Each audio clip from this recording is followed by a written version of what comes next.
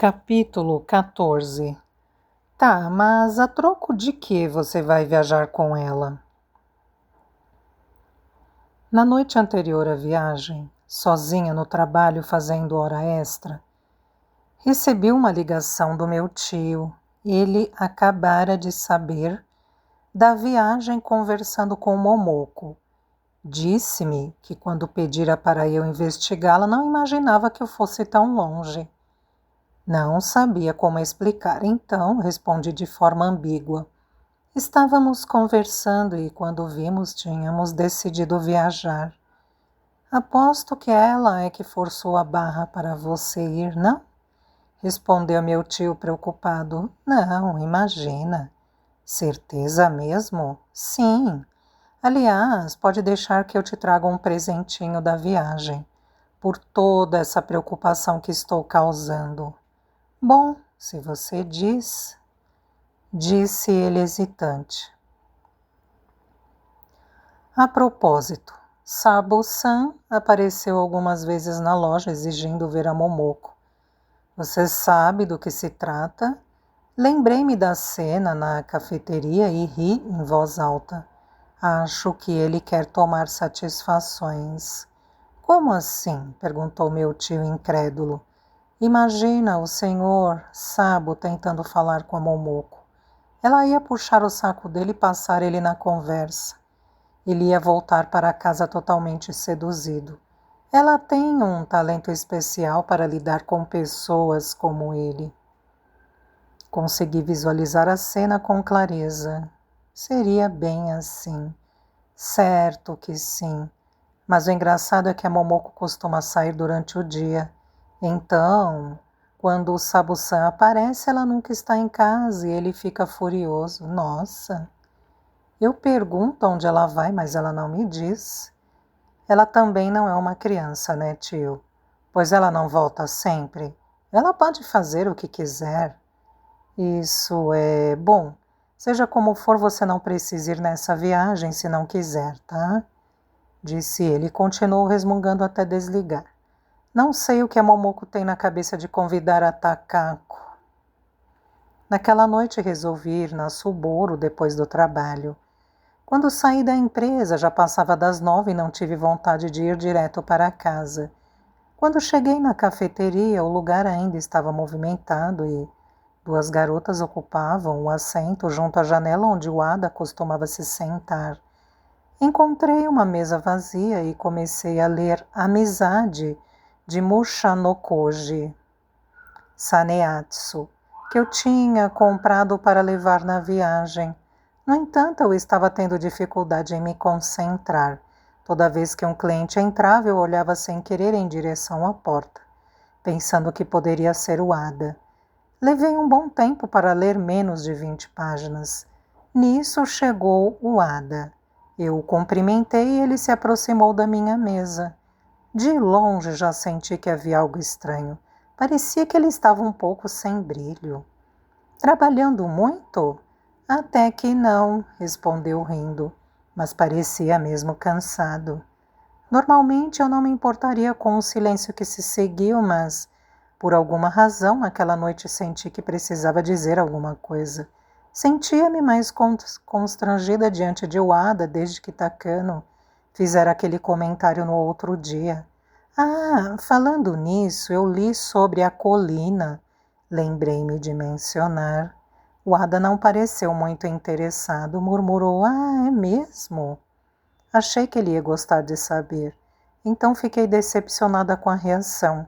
Ele comentou sarcástico, você não achou a história um dramalhão? Imagina, gostei muito do livro. Mas esperar até o fim da vida por alguém não é muito realista. Isso é verdade. Eu, pelo menos, não acho. Minha ex diz que é anormal. Anormal? Perguntei sem entender. Quando eu comecei a namorar com ela, este foi o primeiro lugar a que a trouxe. Ela gostava de vir aqui também. Quando terminamos o namoro, eu disse a ela que esperaria por ela aqui, que se ela mudasse de ideia, voltasse aqui. Mas bem anteontem ela me mandou um e-mail dizendo que isso é anormal, que eu parasse com isso. Só então fui entender do que ele estava falando. Bem que ele podia ter me dito antes, pensei. Que nada, ele não tem a mínima obrigação de te explicar coisa nenhuma. Corrigi-me em seguida. Então, todo esse tempo ele vinha aqui para esperar por aquela mulher com que ele ia à livraria Morisaki. Exatamente como Matsugoro esperava por Ukio na trama do livro. Então, é por isso que ele gosta desse romance, pensei. Mas que ridícula que eu sou! Disse a mim mesma diversas vezes, não que estivesse triste exatamente, eu meio que já havia pressentido que ele não tinha interesse em mim. Só estava me sentindo boba por ter criado tantas ilusões. Cheguei a pensar que a conversa fluía entre nós dois, que tínhamos uma intimidade, como se nos conhecêssemos havia muito tempo, mas não era nada disso. É só que ele era educado e ficava escutando atenciosamente todas as bobagens que eu falava. Isso me levou a pensar que talvez ele sentisse algo por mim. Agora que finalmente entendi do que se tratava, fiquei com muita vergonha. Ele viu que eu baixara o olhar e, talvez por achar que me havia constrangido, disse: "Desculpe ficar falando de coisas que não te interessam." Eu sacudi a cabeça com veemência. Sou eu que tenho que me desculpar. Como assim se desculpar? Perguntou ele atônito. Ah, sei lá, desculpa qualquer coisa. Como assim? Eu, na verdade, queria me desculpar mais, mas também não queria que ele achasse que eu era louca, então resolvi não dizer mais nada. Rápido, vamos mudar de assunto. Pensei, mas minha curiosidade no fim falou mais alto. Você gostava muito dela, não é? Eu disse e imediatamente me arrependi. Ele riu. As pessoas que me conhecem dizem que eu sou muito infantil, mas tem coisas que eu entendo muito bem. Eu e ela não tínhamos nada em comum. Disso eu já sabia desde o início, mas eu sou teimoso, não dou o braço a torcer. Não admitia que o namoro estivesse condenado a acabar. Sempre me achei muito lúcido, racional, mas a verdade é que no fundo eu tenho um lado muito passional, para minha própria surpresa. Nossa, foi fundo na autoanálise. Ele tem mesmo um lado excêntrico, pensei. Eu acho que você é uma ótima pessoa, eu disse tentando animá-lo. Não consegui pensar em nada melhor para dizer a ele. Mas era verdade que eu o achava uma boa pessoa. Obrigado, eu também acho que sou uma boa pessoa. Mas ela me disse que mesmo sendo uma boa pessoa, eu sou sem graça. Ele riu. Credo, ela disse isso, que horrível. Fiquei um pouco irritada com a ex dele, pensei que ela não fora capaz de compreender o que ele tinha de bom. Mas eu até concordo, acho que ela acertou em cheio. Mas vamos falar de outra coisa, que esse assunto já está chato. E você, como está? Perguntou enchendo meu copo de água. Mas eu estava tão perturbada que não conseguia pensar em nada para dizer. Falei uma coisa ou outra e logo arrumei uma desculpa para ir embora. Não posso ficar mais, tenho que acordar cedo amanhã. É mesmo? Disse ele um pouco surpreso. O dono, ao me ver indo embora, perguntou: Ué, já vai? Pois é, e já fui saindo. Acho que o dono da cafeteria percebeu tudo, pensei. Melhor ficar um tempo sem ir lá. Enquanto caminhava até a estação, comecei a me sentir cada vez pior. Tive que fazer umas 30 inspirações profundas para me acalmar. Só fui me dar conta de que esquecera o livro sobre a mesa quando já estava no trem, de volta para casa.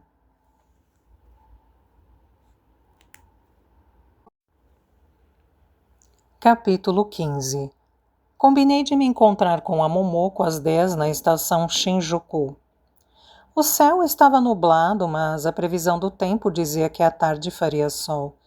Como eu tinha tirado uns dias de férias para viajar, Decidi me animar e deixar para trás os sentimentos sóbrios da noite anterior. Saí de casa animada. Momoko apareceu no meio da multidão, na saída da estação Shinjuku, tão distraída que era difícil acreditar que estava prestes a fazer uma viagem. Carregava uma mochila tão pequena que parecia de criança. Seu cabelo estava preso num rabo de cavalo e vestia um moletom verde com calça preta. Como não era muito alta, de longe parecia uma garotinha em um passeio da escola.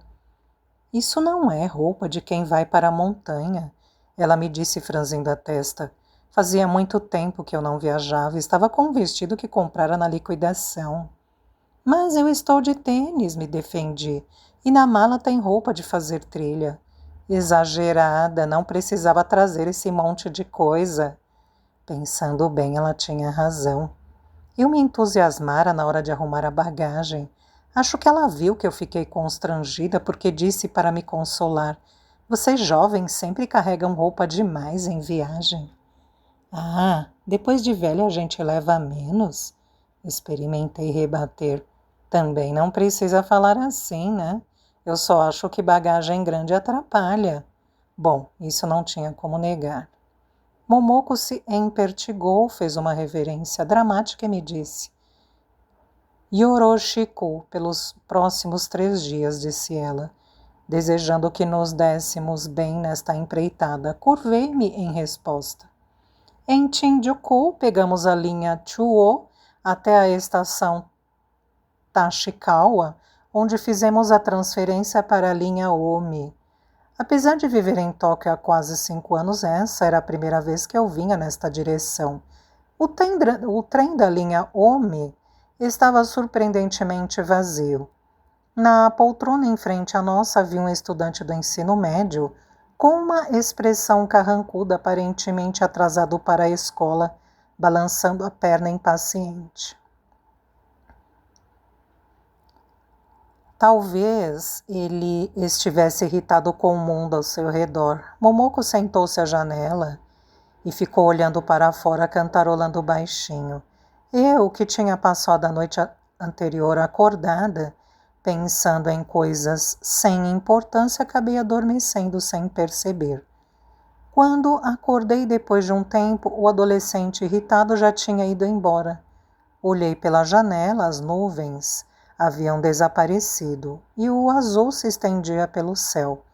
Não havia mais tantas casas e a paisagem era mais de campos e arrozais, com as montanhas ao longe cada vez mais altas. Esfreguei os olhos e comentei: "Que lindo!" "E você não viu nada ainda", disse Momoko. Descemos em uma pequena estação de Mitaki e diante de nós, com o céu azul como pano de fundo, havia montanhas a perder de vista, com um monte mais imponente erguendo-se no centro. Era majestoso. Estava envolto em um verde exuberante, pois a folhagem ainda não havia começado a mudar de cor. A nossa pousada ficava lá em cima. Contemplei a paisagem diante de mim e murmurei: "Mal nos afastamos de Tóquio, mas parece que viemos tão longe." Inspirei profundamente e meus pulmões se encheram com um ar fresco e cristalino. Pensei admirada que ainda existem lugares tão ricos em natureza perto dos centros urbanos. Momoko comentou: "O centro da cidade só se encheu de arranha-céus nas últimas décadas." Isso me fez pensar em um conto chamado Musashino, de Kunikida Doppo. No período Meiji em que Doppo viveu, Musashino, uma região próxima a Tóquio, ainda tinha uma paisagem verde encantadora. As coisas mudam em uma velocidade estonteante. À frente da estação, pegamos um ônibus até o ponto nas montanhas onde ficava a plataforma do teleférico. Na parada de ônibus, havia 2 grupos de turistas que pareciam ter vindo no mesmo trem que nós, sentados esperando. Quando cumprimentamos com um aceno de cabeça e nos sentamos ao lado deles, a mulher, que parecia ser a mais velha, sorriu e perguntou: "Viagem de mãe e filha?" Momoko sorriu e respondeu sim. Ainda que não fôssemos uma família, parecia complicado explicar, então eu apenas confirmei com a cabeça. Quando entramos no ônibus, 3 meninos de uma escola local vieram conversar conosco. Eles pareciam acostumados com turistas, pois falaram com a gente sem ficarem encabulados. Momoko parecia gostar de crianças e sorriu calorosamente para eles. Em que ano vocês estão? Perguntou ela. No primeiro ano.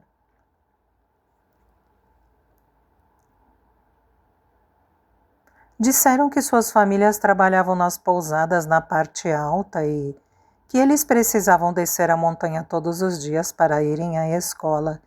Deve ser cansativo, comentei. Pois é, responderam sérios. Depois me dei conta de que eles deviam ouvir o mesmo comentário de cada turista com que cruzavam no ônibus. Por aqui! Gritaram nos apressando quando o ônibus chegou ao teleférico. Havia uma subida até a plataforma. As crianças saíram correndo e eu fui atrás sem fôlego. Momoko se virou e me olhou dizendo: o pior é depois, não vá se cansar ainda. Ela estava me provocando, as crianças riram e disseram: força, tia, essa gente da cidade grande é tudo assim. Tentei argumentar que sou do interior de Kyushu, mas ninguém parecia ouvir, e continuaram avançando rapidamente.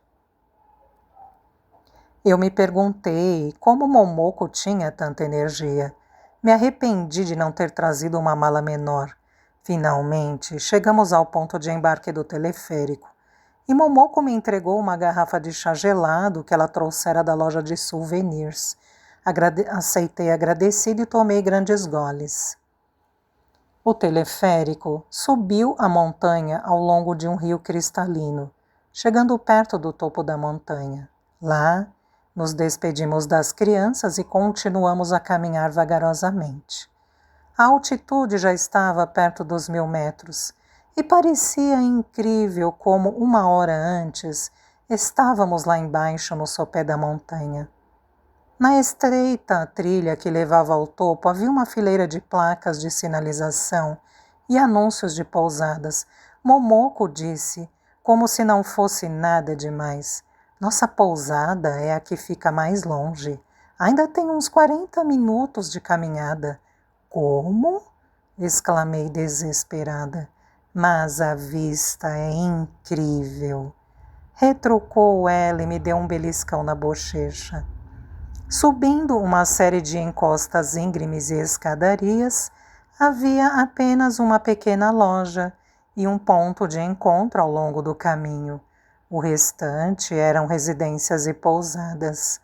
Sempre que passávamos por pessoas que desciam do cume, elas nos cumprimentavam alegremente com um olá.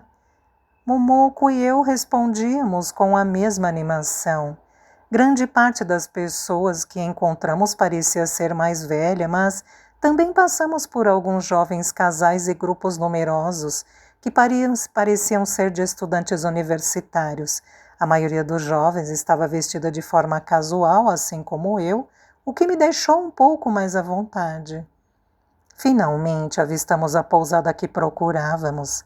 A essa altura, eu já estava completamente sem fôlego. Acho que Momoko também estava um pouco cansada, pois ela soltou um suspiro e enxugou o suor da testa com uma toalha, dizendo: até que enfim chegamos.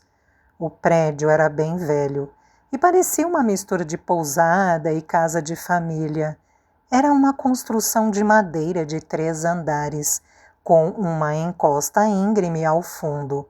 No amplo jardim, havia uma variedade de itens aparentemente abandonados, como um motocultor, bicicletas enferrujadas e toras de madeira. Pensando pelo lado positivo, o lugar podia ser descrito como aconchegante e autêntico, mas de um ponto de vista negativo parecia um pardieiro. Momoko e eu concordamos que ao menos era algo diferente das pousadas convencionais. Momoko abriu a porta da frente e chamou: olá!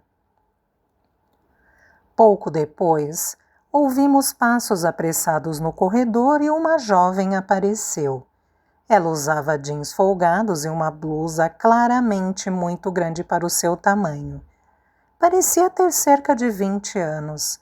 Quando viu Momoko, dirigiu-se a ela com um tom amigável, que não parecia o que se reserva a clientes.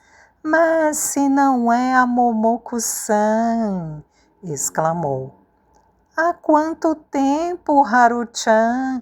Como você está? Momoko respondeu da mesma forma amigável.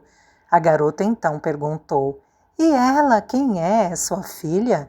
Não me diga que você tem filhos. Sou Takako, sobrinha dela. Fui logo dizendo antes que Momoko inventasse de dizer que era minha mãe. Haru tinha um jeito um pouco rústico, mas parecia ser boa pessoa. Ah, é mesmo? Tudo bem, prazer, disse ela inclinando a cabeça em minha direção. Ouviram-se mais passos e uma mulher de cerca de 50 anos, vestindo um avental e um lenço na cabeça, veio caminhando lentamente. Ah, Momoko-san, você chegou mais cedo, disse ela com um sorriso simpático. Ela parecia uma pessoa comunicativa e prestativa. Momoko se curvou respeitosamente e a cumprimentou. Há quanto tempo, Kami-san? Haru perguntou. Você veio para trabalhar aqui de novo, Momoko-san? Não, Haru-chan. Hoje eu vim como cliente. Nossa, é mesmo? Disse Haru, surpresa. Fiquei observando as três com curiosidade e Momoko sussurrou para mim. Quando saí da casa do Satoru, trabalhei aqui por um tempo. É mesmo? Eu não sabia. Pois é, ela disse sem expressar emoção. A dona da pousada nos guiou até nosso quarto. Passava um pouco das 2 da tarde, então éramos os primeiros hóspedes do dia. O interior do prédio estava tão bagunçado quanto o lado de fora, com coisas por toda parte. Ao longo dos corredores havia um aquário vazio, pilhas de revistas, uma televisão antiga, um violão e outros itens. Dei uma olhada discreta na cozinha ao lado da entrada e vi que estava bastante desorganizada. Os toaletes, lavabos e chuveiros eram todos compartilhados. A sensação era mais de um alojamento do que uma pousada. Durante as férias de verão, tenho certeza de que a pousada deve ficar lotada, com excursões de estudantes universitários. Não sei como são as outras pousadas da região, mas esta dava uma impressão de desleixo. Fomos levadas para o aposento mais distante, pois disseram que tinha melhor vista. Nosso quarto era de tatame com uns 15 metros quadrados, perfeito para nós duas. A vista pela janela era de um verde sombrio e melancólico, com as árvores balançando preguiçosamente ao vento. De vez em quando ouvíamos o canto de um pássaro, talvez um tordo. As montanhas distantes estavam envoltas em uma névoa suave e nuvens cirrocúmulos deslizavam lentamente pelo céu azul claro. Olhar para fora era quase hipnotizante, como se ali se sentisse menos a passagem do tempo. Sentei-me junto à janela e fiquei olhando a paisagem do lado de fora por um tempo. Ao meu lado, Momoko também parecia absorta em seus pensamentos. E, para minha surpresa, ficou um bom tempo sem dizer nada enquanto contemplava o exterior. Perguntei a mim mesma como seria viver ali e trabalhar neste lugar. Me surpreendi pensando que talvez eu gostasse de viver aqui. Nesse momento, alguém bateu com força na porta. Em seguida entrou Haru. Ela carregava um pesado aquecedor a óleo nas mãos, que ela largou com um estrondo em um canto do cômodo.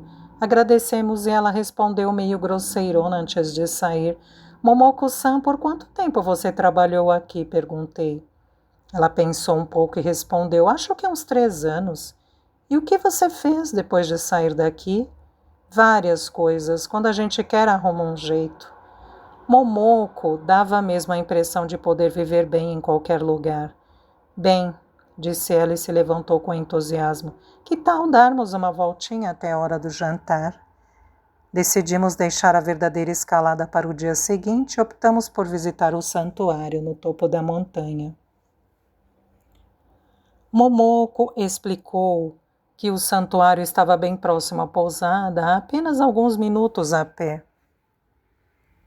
Passamos por uma área modesta com lojas de souvenirs e restaurantes locais e logo chegamos a um grande portão Tori. Seguindo algumas pessoas que estavam à nossa frente, inclinamo-nos levemente como sinal de respeito. Depois entramos no pátio do santuário. O santuário era muito mais impressionante do que eu tinha imaginado. Vários pavilhões se enfileiravam no grande terreno. Havia inúmeras placas de pedra ao longo do caminho. Ao ler as placas informativas, descobri que o santuário foi fundado antes da Era Nara e que desde a Idade Média se tornara um centro de devoção nas montanhas de Kanto, atraindo muitos fiéis. Fiquei surpresa ao saber que um santuário tão grandioso existia neste local remoto desde a antiguidade.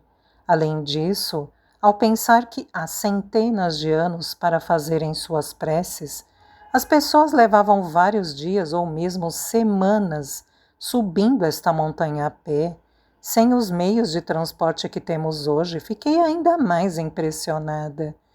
Visitar este lugar era claramente algo de extrema importância para as pessoas de outras épocas. Mesmo eu, que não sou religiosa, me senti emocionada naquele lugar. Subimos as íngremes escadarias em direção ao santuário principal.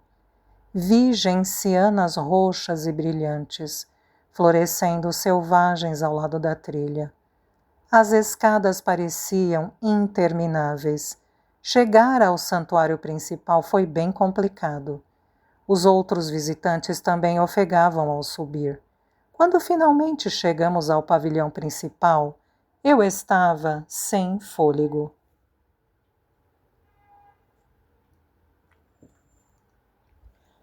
Jogamos nossas moedas na caixa de oferendas e unimos nossas mãos em prece. Depois de rezar, olhei para Momoko, que ainda estava com as mãos juntas e tinha uma expressão muito séria no rosto. Fiquei intrigada com o fervor de sua prece. Quando abri os olhos, perguntei: "O que você estava pedindo?" "Nada de especial." "Mas você estava rezando com tanta seriedade", comentei. Ela explicou: "Os santuários não são apenas lugares para fazer pedidos. São também lugares para agradecermos os deuses por cuidarem de nós."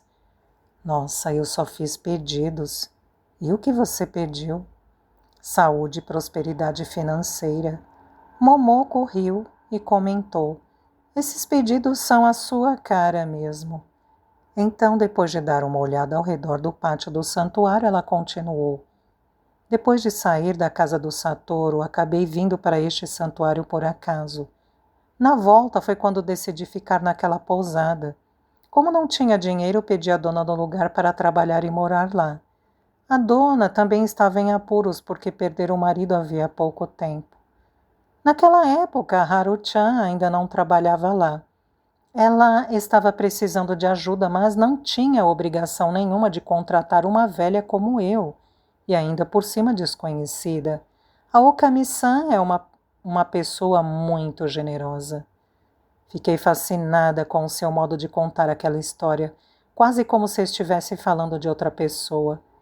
Depois de fazermos uma última reverência juntas, diante do deslumbrante santuário banhado pelo sol poente, voltamos para a pousada descendo a ladeira. Tomei um banho para tirar o suor. Enquanto esperava Momoko tomar o seu, deitei-me no futon e fiquei rolando para um lado e para o outro. Acabei pegando no sono. E só fui acordar quando Momoko me sacudiu. Já era hora do jantar. 2 grupos de hóspedes tinham chegado enquanto eu dormia. Encontramo-nos na sala de jantar.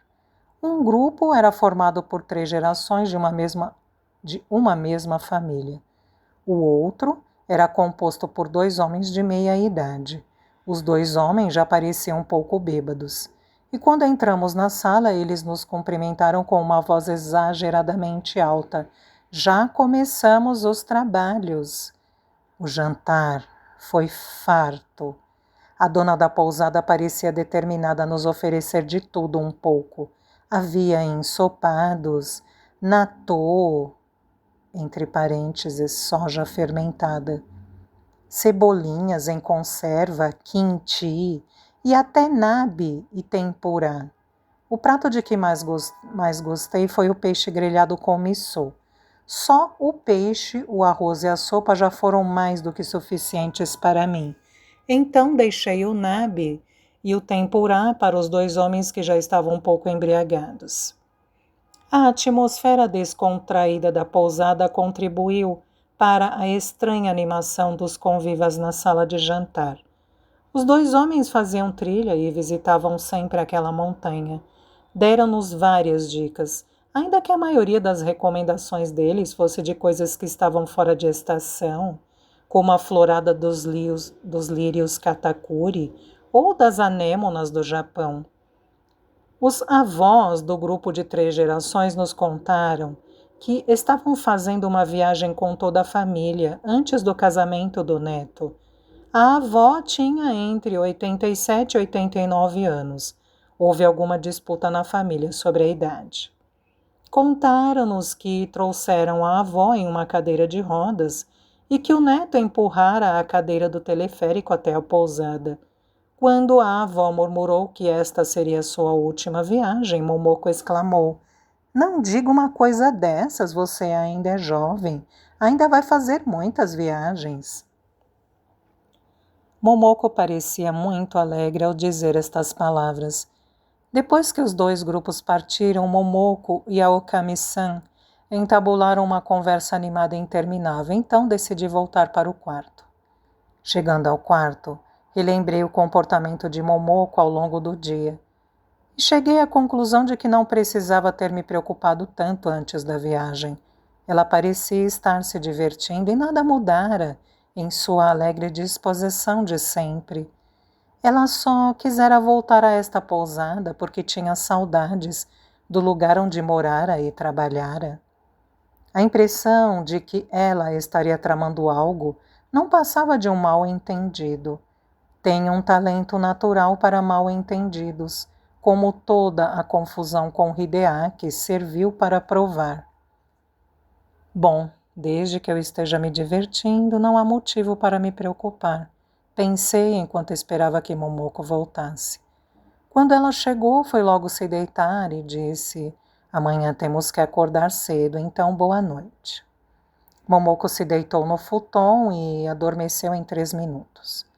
Chegou a roncar um pouco, mas eu, que já tinha cochilado 2 vezes durante o dia, senti dificuldade em adormecer. Estava bastante arrependida de ter esquecido o meu livro na cafeteria. Para piorar, quando pensei no livro, me lembrei do Ada. O que ele estará fazendo agora? Pensei. Provavelmente dormindo, é claro.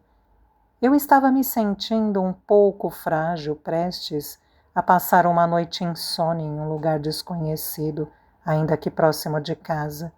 Comecei a sentir saudades dele. Eu poderia pelo menos ter pedido seu contato. Talvez eu nunca mais o veja. O Ada não tinha mais motivo para frequentar a cafeteria. Ao pensar nisso, fiquei muito triste. De tanto pensar, fiquei ainda mais desperta. Resolvi sair do quarto. Toda a pousada estava em silêncio, mas podia-se ver a luz, vazando pelas frestas da porta de uma pequena sala no final do corredor.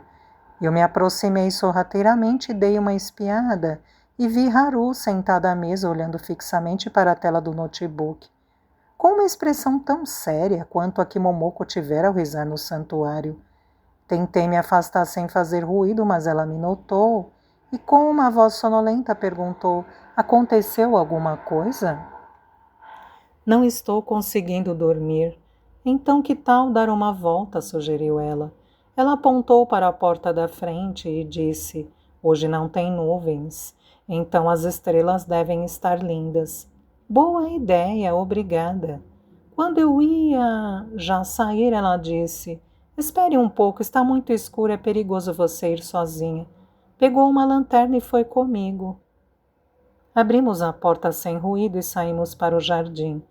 Devido à grande altitude, mesmo no meio de outubro, minha respiração condensava no ar frio. Ao olhar para o céu, as estrelas pareciam muito mais próximas do que na cidade.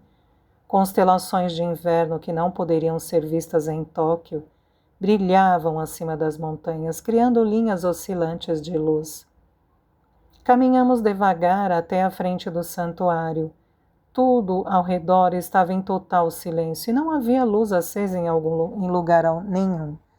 O único som que se ouvia era o suave eco dos nossos passos. Desculpa por te arrastar até aqui, eu disse. Não tem problema, eu estava só olhando o Futaba Channel. Respondeu Haru enquanto tirava um cigarro do bolso e o acendia. Haru-chan, há quanto tempo você trabalha aqui? Desde que terminei o ensino médio. A dona é da minha família. Ah, é mesmo? Na verdade, quase todo mundo aqui tem algum grau de parentesco com os outros. E durante as férias, alguns estudantes locais trabalham meio período. É raro que se contrate alguém de fora, como no caso da Momoko-san. Você gosta do trabalho? Pois é, não sei. É o único trabalho que já tive, então não tenho nada para comparar. Nos períodos em que vêm as excursões de estudantes, é bem movimentado. Mas nesta época do ano fica um pouco mais calmo. Em seguida perguntou com um tom desinteressado. Por que vocês duas estão fazendo esta viagem juntas? Vocês não parecem ter muita intimidade. Pois é, antes de virmos, eu meio que tinha a sensação de que a Momoko-san queria conversar comigo sobre alguma coisa, mas parece que foi coisa da minha cabeça. Falando nisso, lembro que quando a Momoko-san estava aqui, ela era bem menos alegre. Fiquei surpresa quando a vi tão animada. É mesmo? Sim. No final ela parecia estar bem, mas quando comecei a trabalhar aqui, ela mal abria a boca. Eu tinha até um pouco de medo dela. Eu não conseguia imaginar a Momoko assim. Mas quem sou eu para dizer? Disse Haru, jogando o cigarro no cinzeiro, que estava instalado do lado de fora do portão do santuário. Uma estrela cadente passou pelo céu noturno e desapareceu. Haru espirrou alto. Acho que é hora de voltarmos, eu disse. Haru assoou o nariz e assentiu com a cabeça.